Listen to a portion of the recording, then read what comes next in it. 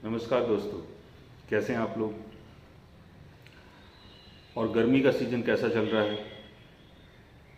क्योंकि दिल्ली में तो बहुत ज़्यादा गर्मी है और भी दिल्ली के आसपास की जो सिटीज़ हैं वहाँ बहुत गर्मी है। लेकिन मैं आपको पता है कि मैं अभी उड़ीसा में हूँ। 3-4 दिन पहले आया था। यहाँ का मौसम बहुत प्लीजिंग है, बहुत ठंडा है। यहाँ तक कि आपको पंखा चलाने की भी ज़रूरत नहीं पड़ती है। जो फ़ैन होता है ना, सीलिंग फ़ैन, उसको चलाने की भी ज़रूरत नहीं है।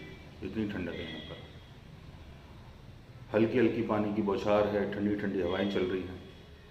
और अभी मॉर्निंग के 10:15 हो रहे हैं।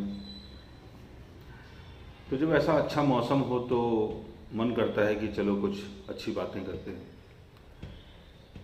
तो आज मैं आपको बताने वाला हूँ, हमारे बर्थ चार्ट में कुछ ऐसे एंगल्स होते हैं अलग अलग, यानी ऐसे ऐसे योग होते हैं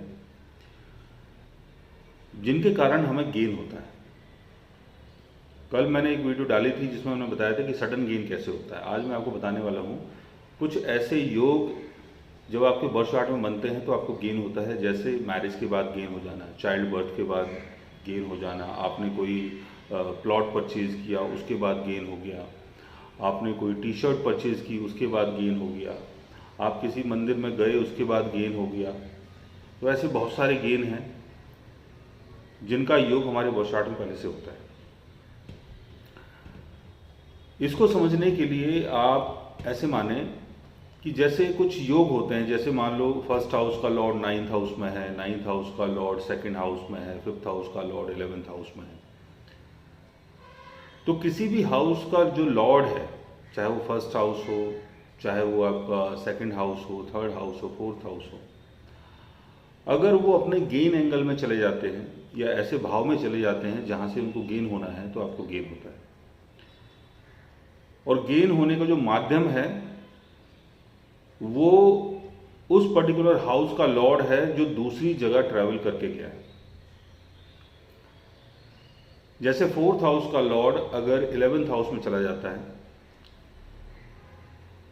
तो ऐसा योग अगर आपके बर्थ चार्ट में बन रहा है और आपने कहीं पर कोई प्रॉपर्टी बाय की या किसी प्रॉपर्टी के काम में आप थोड़ा बहुत इन्वॉल्व हुए, तो आपको प्रॉपर्टी का, कैश मनी का, वैल्यू का, इन सब चीज़ों का गेन होगा और 11th हाउस की चीज़ें आपकी स्ट्रांग हो जाएगी। अगर इसमें एक्सचेंज होता है, जैसे 4th हाउस का लॉर्ड 11th हाउस में है, 11th हाउस का लॉर्ड 4th हाउस में है, तो ये बहुत अच्छी बात हुई। मतलब आपका जो गेन है वो डबल हो गया। यहाँ पर खुद गेन चल के आपके पास आ रहा है,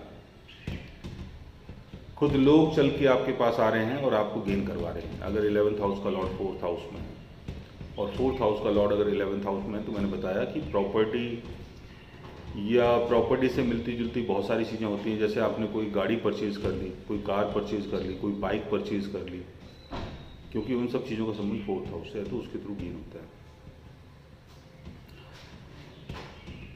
अब हमारे बर्थ चार्ट में 5th हाउस का लॉर्ड अगर गेन एंगल में चला जाता है, जैसे 5th हाउस का लॉर्ड अगर 2nd हाउस में चला गया, 5th हाउस का लॉर्ड अगर आपका 11th हाउस में जाके प्लेस्ड हो गया, तो चाइल्ड बर्थ और रोमांस के थ्रू गेन।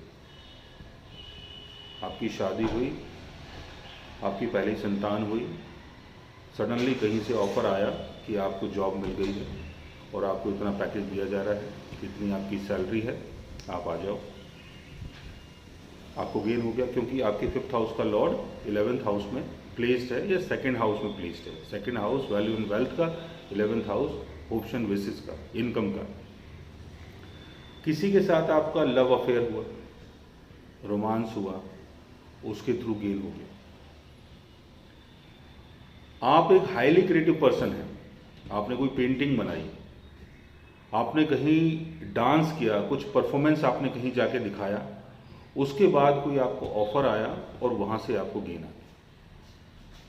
ऐसा योग जब बनता है जब 5th हाउस का लॉर्ड या तो 2nd हाउस में प्लेस्ड हो या 11th हाउस में जाके प्लेस्ड हो जाता है।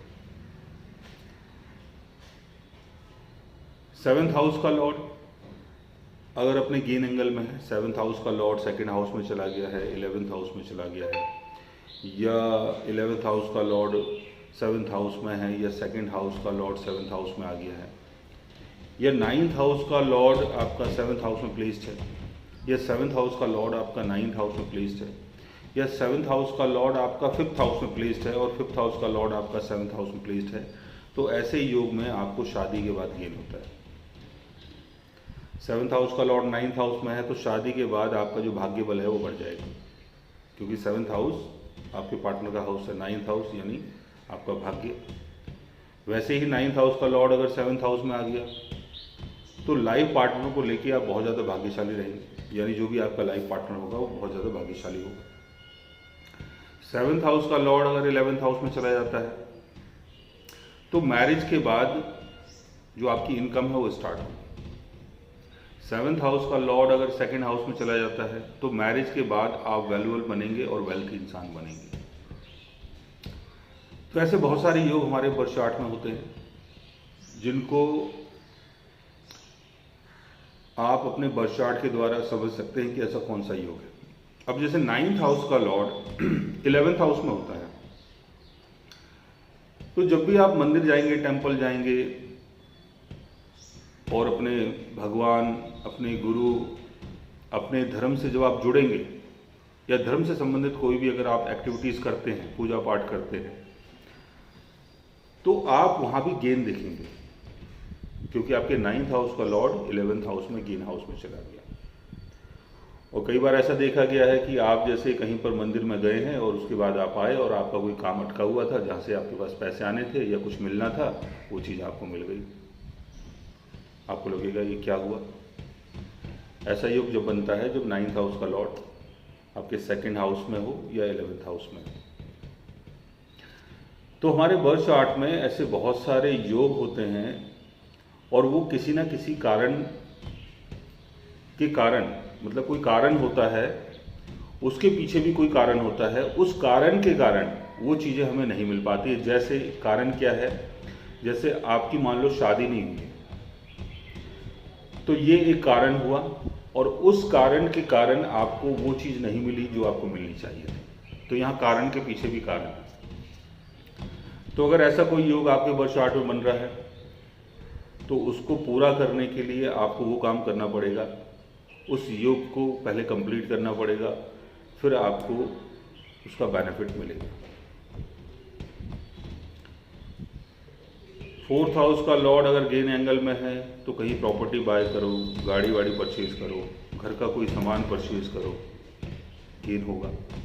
5th हाउस का लॉर्ड अगर गेन एंगल में है तो चाइल्ड बर्थ के बाद, रोमांस के बाद अब आप सोचो कि अरे अब मुझे रोमांस करना ही नहीं है, शादी करनी नहीं है, तो मैं कैसे गेन करूँ अब। तो दूसरा तरीका है कि आपको एक क्रिएटिव पर्सन बनना होगा, आपको अपना क्रिएशन दिखाना होगा, बिकॉज 5th हाउस का संबंध क्रिएशन से है। ऐसे ही 6th हाउस का लॉर्ड अगर गेन एंगल में चला जाता है, जैसे 6th हाउस का लॉर्ड अगर 11th हाउस में चला गया, या 6th हाउस के लॉर्ड का एक और गेन एंगल बनता है जब 6th हाउस का लॉर्ड 4th हाउस में आता है, और 6th हाउस का लॉर्ड अगर 2nd हाउस में चला जाता है, फ्रेंडली साइन में है, तो सर्विस के बाद गेन। अगर आपने किसी की मदद की है, किसी को सर्विस दे दी है, किसी का कुछ अटका हुआ था उसमें आपने उसको थोड़ा सा उससे बाहर निकाल दिया, मदद कर दी उसकी, कोई इंसान बीमार था उसको पैसे दे दिए, किसी के पास